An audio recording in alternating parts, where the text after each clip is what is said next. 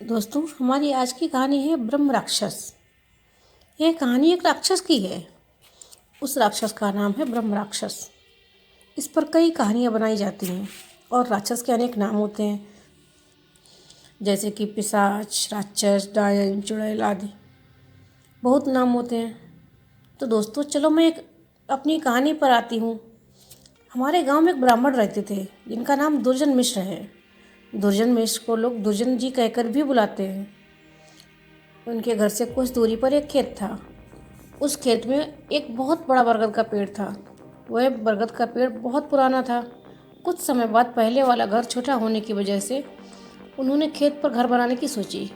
उन्होंने उस बरगद के पेड़ को कटवाया और अपना घर बनवा लिया। कुछ दिन तो ठीक ठाक चला, पर कुछ दिन बाद दुर्जन जी बड़े परेशान रहने लगे। वह कभी पूजा करते और कभी नहीं।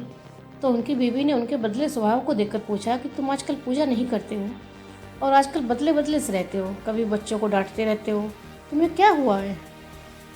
दुर्जन जी के चेहरे पर मुस्कान आई और कहने लगे, मेरे घर को तोड़कर अपना घर बना तो लिया है और इसे क्या पूजा करने को कह रही हो? मैं ही तो भगवान हूँ, इसे पूजा करने की कोई ज़रूरत नहीं है। वो कभी दांत मीचते, कभी बड़े प्यार से बोलते और कभी आंखें लाल तो कभी सही हो जाते।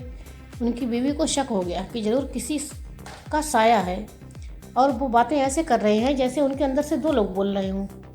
तब उनकी बीवी उनको बिठाकर हनुमान चालीसा पढ़ने लगी।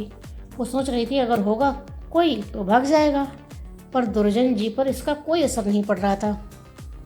वह एक टिक लगाए देखे जा रहे थे। उनकी बीवी काफ़ी मंत्र और गायत्री मंत्र पढ़े।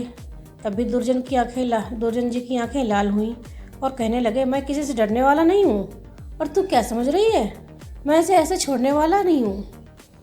तब तक उसका छोटा बच्चा वहाँ आ गया। दुर्जन जी ने उसे जोर से पकड़कर अपनी तरफ खींच लिया और ऐसा लग रहा था कि जैसे उसके सिर को कच्चा ही चबा जाएंगे। उसकी मम्मी बोली कि बच्चे को छोड़ दो, इसने तुम्हारा क्या बिगाड़ा है? दुर्जन जी की पत्नी ने अपने बच्चे को अपनी तरफ खींच लिया। उसने फिर पूछा, तुम कौन हो और मेरे पति के अंदर क्यों आए हो? आप हमसे क्या चाहते हैं? आप कौन हो कौन? तब उसने कहा कि अगर अपना भला चाहती हो तो बरगद के पेड़ लगाओ, जितना भी हो सके पेड़ लगाओ, फिर मैं बताऊंगा कि मैं कौन हूँ और फिर मैं चला जाऊंगा। तब दुर्जन जी की बीवी ने 101 बरगद के पेड़ लगाए। एक दिन उसकी पत्नी ने देखा कि आज दुर्जन जी सुबह उठकर पूजा पाठ करके आ चुके हैं। तब दुर्जन जी के अंदर जो साया था उसने बोला, मैं तुम्हारे पति को आज छोड़ के जा रहा हूँ, तुम सदा सुखी रहो, तुम्हारे आचार विचार बहुत अच्छे हैं। मैं ब्रह्म राक्षस हूँ, वैसे मैं किसी को नहीं छोड़ता हूँ और ना ही किसी से डरता हूँ। तुम्हारे पति ने मेरे बरगद को काट दिया था जिस पर मैं हजारों सालों से रह रहा था। मुझे तो गुस्सा तो आया, पर मैं तुम्हारी अच्छाई के कारण इन्हें छोड़कर जा रहा हूँ। तभी दुर्जन जी अचानक सही हो गए। तब दुर्जन जी की बीवी की आंखों में से आंसू निकल आए। तो दोस्तों, अगर बुरे के साथ तुम अच्छा करोगे तो एक दिन वह भी अच्छा हो जाता है।